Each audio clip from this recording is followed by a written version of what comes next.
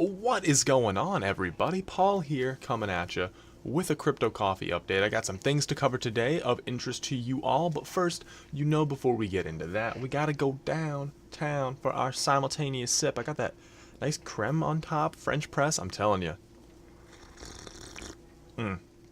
Really changes the game. Try it out sometime. Alright, so with that out of the way, let's go ahead and jump into the topics of the day.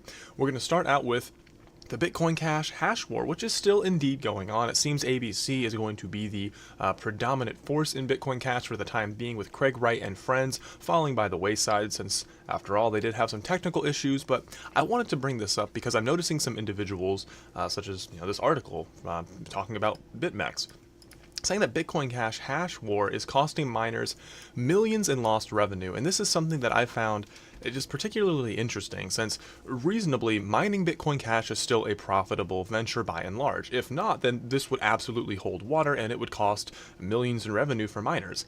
However, this goes back to opportunity cost. Lost opportunity cost is by no means whatsoever a loss. You cannot count opportunity cost as actualized loss. Otherwise, everybody would write, oh man, I was going to buy 12 Apple shares, but I ended up not doing so. Can I write that off on my taxes? No, you can't, because it is a lost opportunity cost. And that's fine. That happens all the time in life and in markets. So, with that in mind, just wanted to offer a little bit of illuminating clarification on what lost revenue actually means. So, with that out of the way, let's go ahead and jump into an interesting probe, an expanding probe about Bitcoin rigging criminal activity tied to Tether. And this is from the Department of Justice. So they are expanding a probe that was already launched earlier this year, checking out Tether and Bitfinex, their ties, what's going on in the market. You can see here the chart they chose. I love how they decided to use the chart when Bitcoin was already at like $7,000 taken off. Didn't bother to show the component when it took off from $3,000 earlier that year. Totally fine. Everybody has an agenda. No worries. But nonetheless, just wanted to bring this to y'all's attention that indeed this probe is expanding. The DOJ is taking their time, and any wrongdoing or clarification in terms of, hey, there's no wrongdoing. Really, this is just a functioning stable coin. No big deal. Only time will tell, and it'll be really interesting to see what comes out of that. So, speaking of the U.S. government, great article from Mitchell Moose. I think it's Moose because the OO, but either way, I sent him out a tweet since he didn't have the link and to the source, and he was awesome enough to put that in there, edit the article. So cheers to him. Fantastic integrity for a journalist here in the crypto space. After all, that is something that is never really clear. I mean, remember, we've seen not too long ago the paid piece sort of thing. So awesome to see Mitchell stepping up to the plate and delivering some awesome journalism. And here's the actual source itself from the fedbizops.gov, which kind of aggregates all of these solicitations of interest and job opportunities for this, that, and the other, all for the federal government. And it talks about how essentially the Department of Homeland Security is looking to use blockchain technology to ensure identity, store immutable data records, ensure if someone's a citizen, not a citizen, that sort of thing, all kinds of documentations. And it goes into all of those details here in the document itself. So if anybody is interested in this sort of thing, or just finds it relevant that the United States government is indeed interested in implementing this sort of technology, totally worth checking out. Now, this is the main focus of today's Crypto Coffee update. The fact that they want to implement blockchain. And something I noticed that is just becoming so prolific is many individuals in the space nowadays don't seem to know what blockchain really is, and the fact that it's way older than most people think.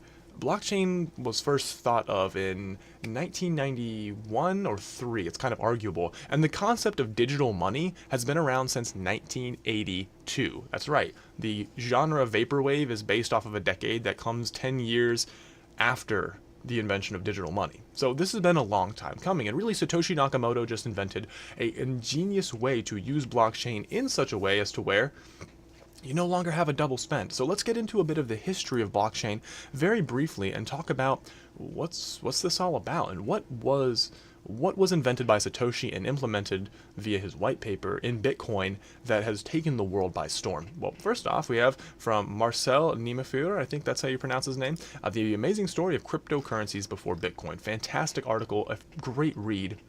And you can see here he talks about DigiCash. This is David Chaum at age 62, and he is the individual who wrote in 1982 the paper talking about how a digitally attested form of semi-anonymous cryptocurrency, I think he called it crypto cash at the time is a specific terminology that struck me as very similar to cryptocurrency, was utilized in his paper. Now, this was a trusted system. It did require the petition of a bank to give you some coins that would put into an account, but they were then shuffled in such a way as to where they were anonymous, yet in times of duress could be attested to ensure that payment was indeed transacted in 1982. So that's pretty frickin' cool in my opinion.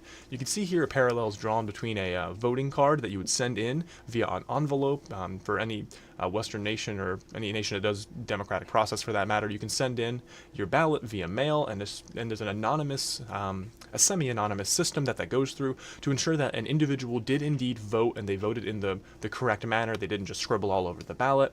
But then by the time it's processed, nobody knows whose vote that is. So pretty neat system. Beyond that, you also have something called e-gold, which was a interesting thing. They essentially locked down some gold and allowed individuals to pay using a card, and it was the first digital micropayment system. Now, what they did is they allowed you to denominate your gold down to, I believe it was 1/10,000th of an ounce. So really the first functional micropayment system in the world. So, well, not first functional micropayment, digital micropayment system. So really an interesting and innovative approach to allowing individuals to use a backed asset in a digital manner. But of course, as you can see here, the SEC shows up, and there was some legal scrutiny and issues going on. There was some opaqueness in terms of how eGold was functioning as an entity. So all in all, they ended up getting shut down in 1996, I believe it was. So yeah, and 2008, gentleman was sentenced to 300 hours of community service and a fine of $200 US. So yeah, suffice to say, it didn't end too incredibly pretty. There was a couple other examples, but the author arrives at the birth of Bitcoin in 2008.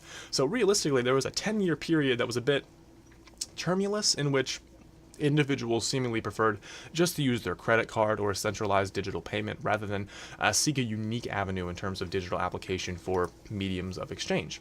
Another great article by Daniel K. talks about the early history of virtual currency and cryptocurrency as well, and he outlines many of the same things, going into the early days of payment processing, etc., talking about digital cash, and not to mention some expressions of interest by the US government. Also, in my research, I found that the European Parliament issued a memorandum on digital currencies as early as 2001, so an expression of interest on how an independent digital currency could be implemented, of course associated with central banks and fiat currencies. But nonetheless, this all well predates the 2008 Nakamoto Consensus implementation known as Bitcoin. So how do we arrive here? Well, Nakamoto Consensus. What is it? What did it solve? Why is it so revolutionary? Let's go ahead and jump right in.